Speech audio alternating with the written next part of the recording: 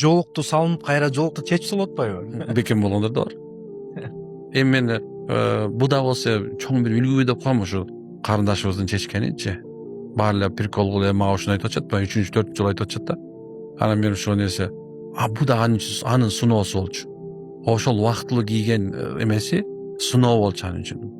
Бу суноо болчу. Кайсы нерсени тандайр экен депчи.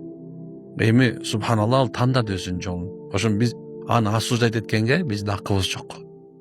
Мисалы бирөө келип жолугун чечип алса, ал сен да жолуңду чечип сал деген нерсе эмес.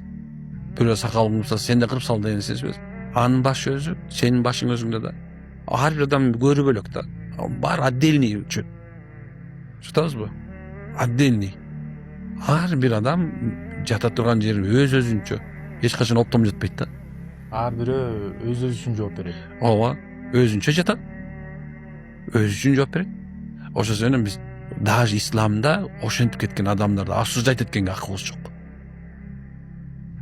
Ла икраха фид дин. Динде зордоо жок да.